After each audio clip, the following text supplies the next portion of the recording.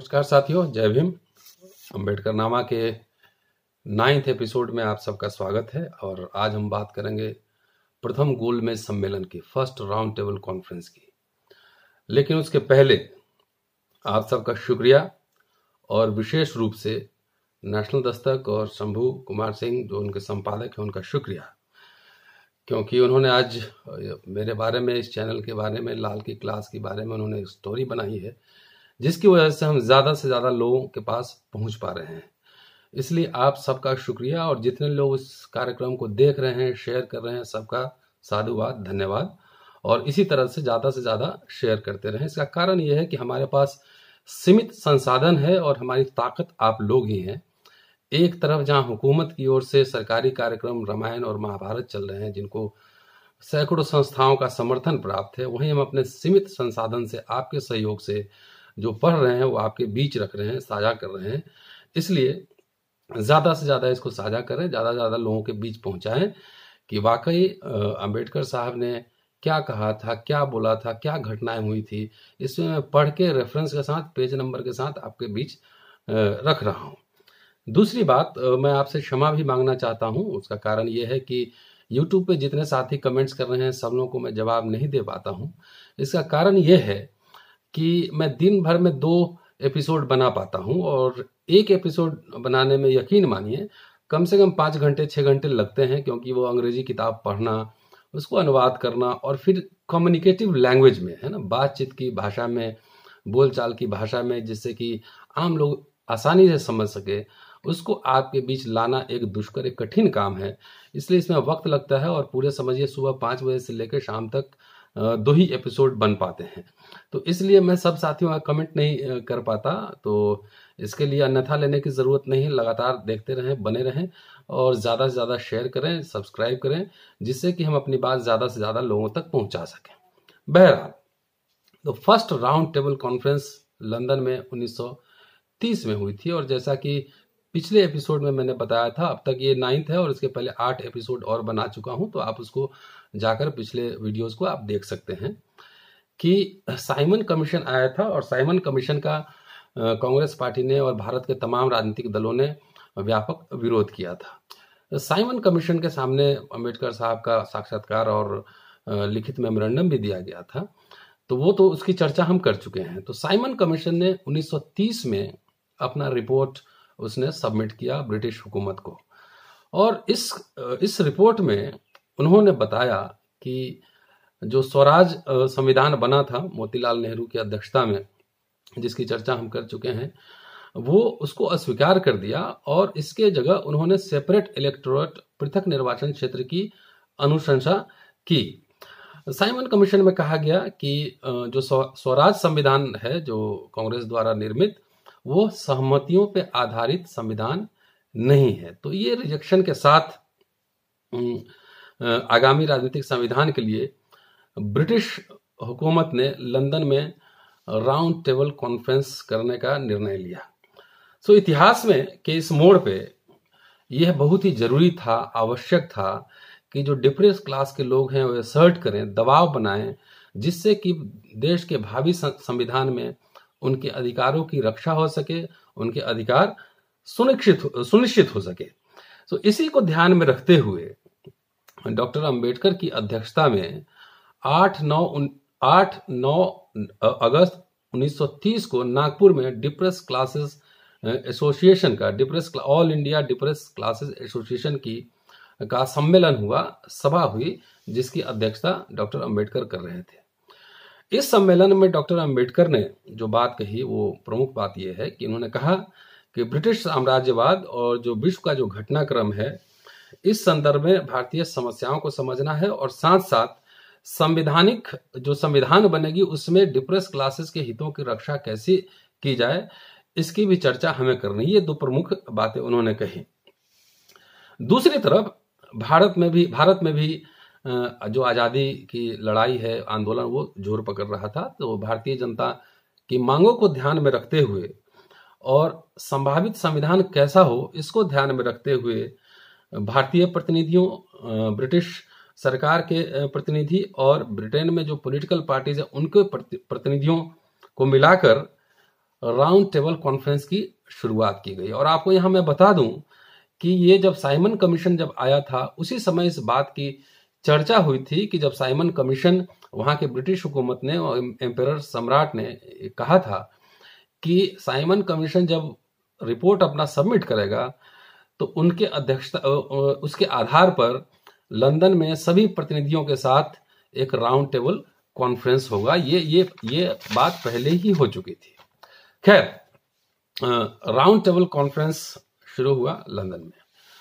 उसके कंपोजिशन को देखेंगे तो उसमें टोटल 89 मेंबर्स थे, 89 मेंबर थे। उसमें से 16 सदस्य जो है ब्रिटेन के 3 राजनीतिक दलों के प्रतिनिधि थे, 16 सदस्य।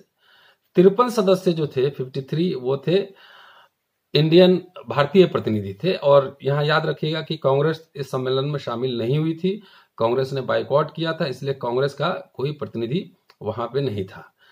तो भारत के जितने प्रतिनिधि गए थे उसमें से 13 जो है प्रमुख हिंदू नेता थे, जैसे तेज बहादुर सप्रू, एम.आर. जयकर, चिमन लाल सीतलवाड़, श्रीनिवास शास्त्री इत्यादि ऐसे प्रमुख लोग गए थे।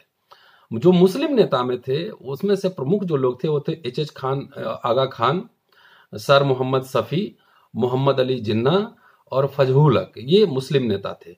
सिख ईसाई नेता में का जो प्रतिनिधित्व कर रहे थे ईसाइयों का वो थे के.टी. पॉल।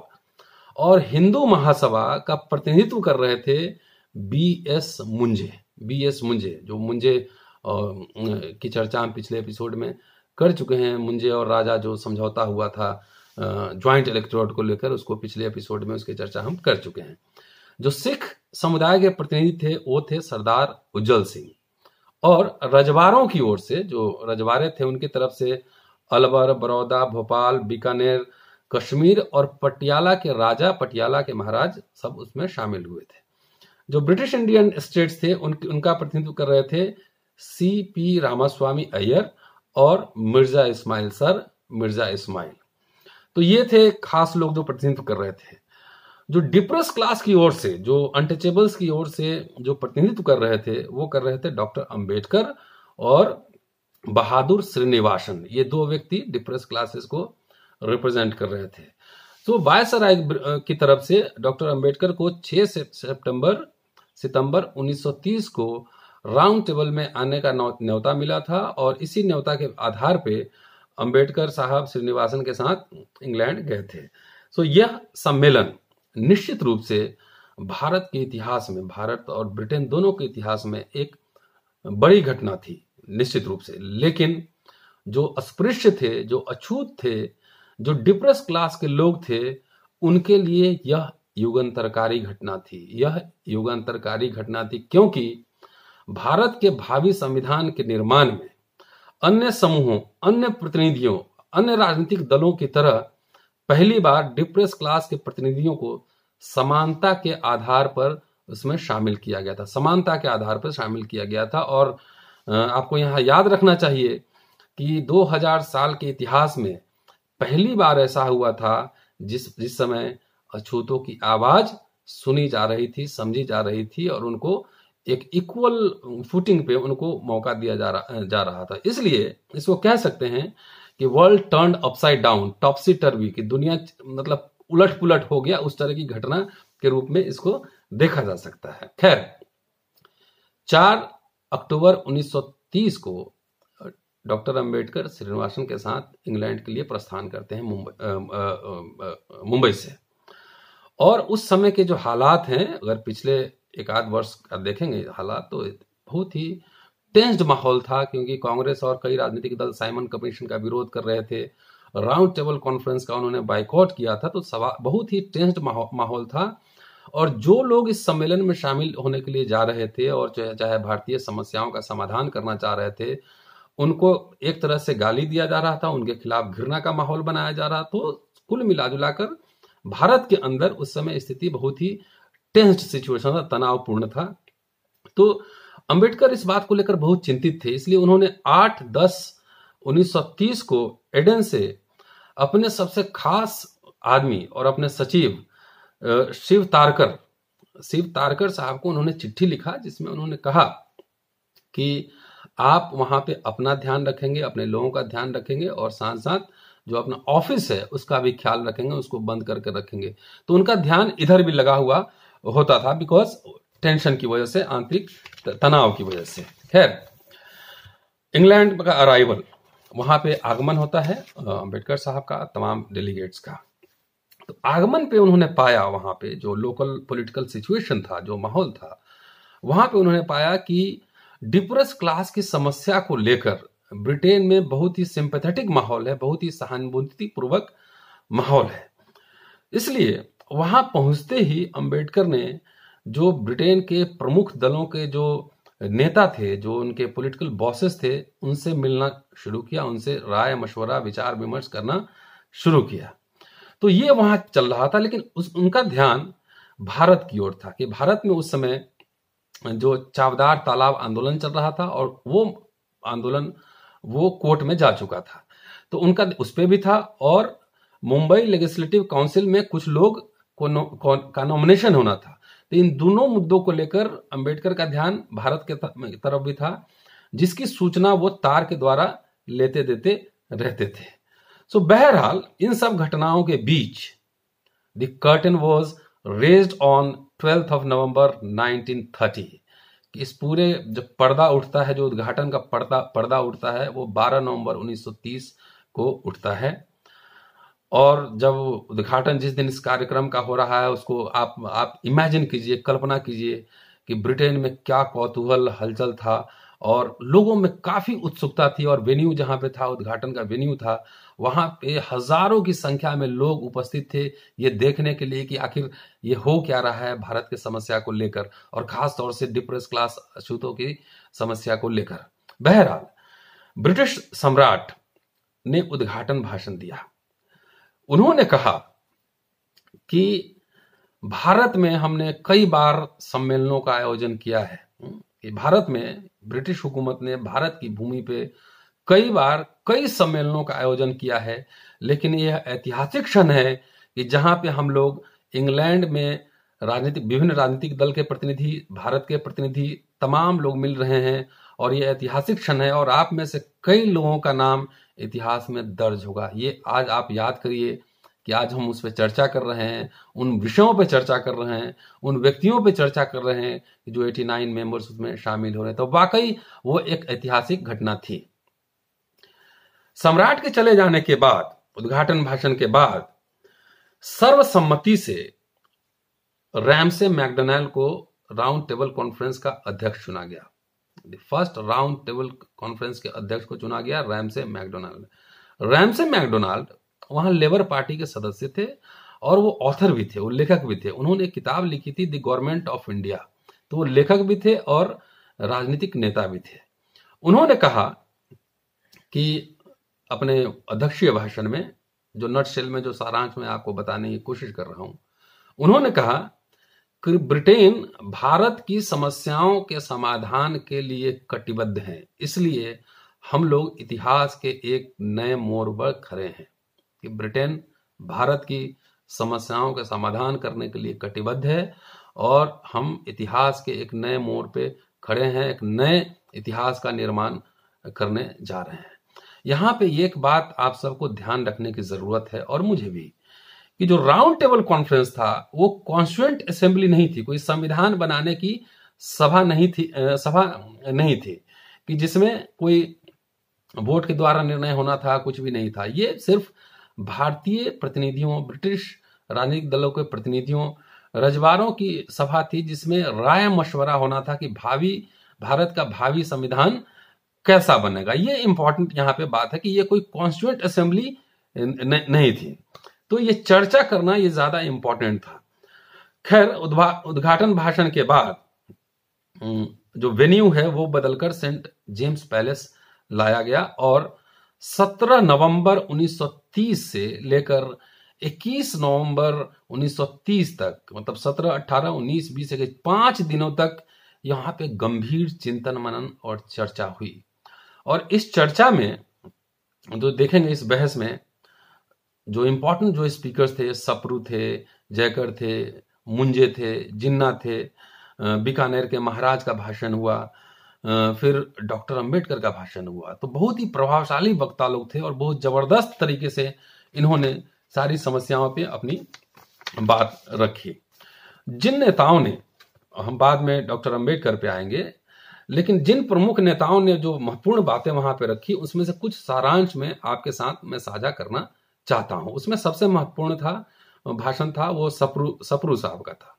तो सप्रू साहब ने कहा कि ब्रिटिश कॉमनवेल्थ के 3 अन्य सदस्यों की तरह भारत भी समानता प्राप्त करने के लिए कटिबद्ध है, कि जैसे और कॉमनवेल्थ के सदस्य थे जिसके हेड जो सम्राट होते थे, कि हम भी कॉमनवेल्थ के सदस्य बनेंगे और हमको इक्वलिटी के आधार पे हमको स्वायत्त शासन चाहिए, कि जिसमें हुकूमत सिर्फ सरकार के प्रति ही नहीं बल्कि जनता के प्रति भी उत्तरदायी हो। ये उनका इंपॉर्टेंट था कि जन आकांक्षाओं के प्रति उत्तरदायी हो, ऐसी सरकार हम चाहते हैं। सबसे दिलचस्प इसमें एक भाषण था, वो था महाराज बीकानेर का भाषण था। उन्होंने कहा, वो बेसिकली रजवारों का प्रतिनिधित्व कर रहे थे, जो रजवाड़े शामिल हुए थे, जिसमें बड़ौदा महाराज भी थे और जिनकी चर्चा हम आगे करेंगे और पिछले एपिसोड में भी कर चुके हैं, कि बीकानेर महाराज ने कहा कि दोनों को ऐड किया, रजवाड़ों और ब्रिटिश हुकूमत को, इसको जोड़ते हुए कहा कि रजवाड़े अपने स्वतंत्र इच्छा से स्वशासित संघीय ब्रिटिश भारत में जो फेडरल स्ट्रक्चर बनेगा, सेल्फ गवर्नेंस का जो फेडरल स्ट्रक्चर बनेगा, उसमें शामिल होने के लिए तैयार है। इस भाषण ने उस सम्मेलन में शामिल तमाम लोगों को चौंकाया। एक तरह का आश्चर्यजनक था कि रजवाड़े जो फेडरल स्ट्रक्चर बनेगा उसमें अपनी इच्छा से शामिल होने के लिए उत्सुक हैं। इसके बाद जो मुस्लिम नेताओं ने बात कही वो भी दिलचस्प है, वो भी यहाँ पहले चर्चा कर लूं, कि मुस्लिम नेताओं ने कहा कि हम ऑल इंडिया फेडरेशन के लिए तैयार हैं, उसमें शामिल होंगे बशर्ते, लेकिन कि ब्रिटिश भारत के अन्य प्रांतों की तरह, अन्य प्रांतीय इकाइयों की तरह नॉर्थ वेस्ट प्रोविंस को उसी तरह का दर्जा मिले, उसी तरह का स्टेटस मिले। और दूसरा, सिंध का बंटवारा हो, मुंबई प्रांत से उसको अलग किया जाए। ये इंपॉर्टेंट बात इन्होंने कही कि तब जाके हम ऑल इंडिया फेडरेशन के हम पार्ट बनेंगे। जयकर का इंपॉर्टेंट भाषण था। उन्होंने कहा, जरा गौर करने की बात है, उन्होंने कहा कि अगर आप हमें डोमिनियन स्टेटस देते हैं, है ना, कि स्वशासन का अधिकार देते हैं, तो मैं कह सकता हूं कि जो आजादी की मांग भारत में उठ रही है कुछ ही महीनों में खत्म हो जाएगी। अगर यदि आप ऐसा नहीं करते हैं, अगर हमारी मांगों पे ध्यान नहीं देते हैं और हम खाली हाथ वापस लौटे, तो आजादी की मांग और अधिक तेज हो जाएगी। तो ये था, ये जयकर साहब का बयान था। तो इस तरीके से इस सम्मेलन में और कई नेताओं ने अपना भाषण दिया और तरह तरह के विचार उस पर उभर के आए। इसके बाद इंपॉर्टेंट जो था, सबसे इंपॉर्टेंट, जिसपे सभी की निगाहें टिकी थी, कि एक young energetic dynamic cosmopolitan intellectual, America से पढ़ा हुआ, इंग्लैंड से पढ़ा हुआ एक्टिविस्ट है, लीडर है, स्टेट्समैन बन चुके थे उस समय और नौजवान भी थे। उस समय उनकी उम्र 39 ईयर्स थी और वो लिख चुके थे, अखबार मैगजीन निकाल रहे थे और तमाम काम कर रहे थे। सबकी निगाहें वो अंबेडकर के ऊपर टिकी हुई थी। उन्होंने क्या कहा, ये चर्चा मैं सेपरेट अलग अगले एपिसोड में करूंगा साथियों। अगर यह विमर्श आपको अच्छा लगता है तो आपसे आग्रह है कि इसको सुनिए और सुनाइए, देखिए और दिखलाइए, और ज्यादा से ज्यादा शेयर करें, कमेंट करें, समीक्षा करें। अगर ऐतिहासिक रूप से मैं कोई फैक्चुअली कोई गलत बात कह रहा हूं, कई बार डेट्स का याद नहीं रहता, इधर उधर हो जाता है, लेकिन उसके कंटेंट को समझिए, उस हिसाब से आप डेट खुद भी ठीक कर सकते हैं। तो अगर मेरी समीक्षा कीजिए, मेरे आइडियाज की समीक्षा कीजिए, और मैं जो आपको बोलता हूं, आपके बीच बोलता हूं, वो पेज नंबर प्रमाण के साथ बोलता हूं। इस पूरे विमर्श को पढ़ने के लिए, देखने के लिए, समझने के लिए आप देखिए डॉक्टर अंबेडकर की writing English volume 17 part 1 page number 63 से आगे आप बढ़ेंगे तो देखेंगे कि सारा डिबेट्स आपको वहां पे मिलेगा। और कई पन्ना पढ़ने के बाद जो मैं उसका सारांश निकालता हूं, जो निचोड़ निकालता हूं, जो बेसिक बात निकालता हूं, आपके बीच साझा करता हूं। और ये आपके लिए एक तरीके से प्राइमरी सोर्स है। इसके थ्रू आप टेक्स्ट में जाइए, उसमें पड़ताल कीजिए, उसमें देखिए, नई बातों को तलाशिए। मेरा पर्पस सिर्फ यही है कि अंबेडकर साहब को पूजा नहीं जाए, अंबेडकर साहब को पढ़ा जाए, अंबेडकर साहब को संदर्भों में समझा जाए। एक इंटेलेक्चुअल का एवोल्यूशन होता है। जो 30 के दशक में अंबेडकर हैं वो 40 के दशक में नहीं है, उससे डिफरेंट दिखेंगे। जो 40 के दशक में है वो 50 के दशक में नहीं है। तो उनके पूरे जो विकास क्रम है, जो पूरा एवोल्यूशन है, उसको पढ़ा जाए, उनको पूजा नहीं जाए। डॉक्टर अंबेडकर ने संविधान सभा के समक्ष खुद ही कहा था कि भक्ति, धर्म में तो मुक्ति का मार्ग हो सकता है, लेकिन निसंदेह राजनीति में निसंदेह ये तानाशाही की ओर ले जाने वाला मार्ग है। इसलिए बड़े से बड़े व्यक्ति का आदर और सम्मान कीजिए, लेकिन उसकी भक्ति नहीं करनी चाहिए। इसलिए मैं आप सबसे अपील करता हूं कि आप अंबेडकर साहब को पढ़िए, समझिए, और उनको इसलिए पढ़िए कि उनके आइडियाज को, उनके विचारों को वर्तमान समय में उसको कैसे कॉन्टेक्चुअलाइज किया जाए, वर्तमान को समझने के लिए उनको ज्यादा से ज्यादा पढ़ा जाना जरूरी है। शुक्रिया साथियों, जय भीम। अच्छा लगे विमर्श तो शेयर जरूर कीजिएगा। थैंक यू, जय भीम।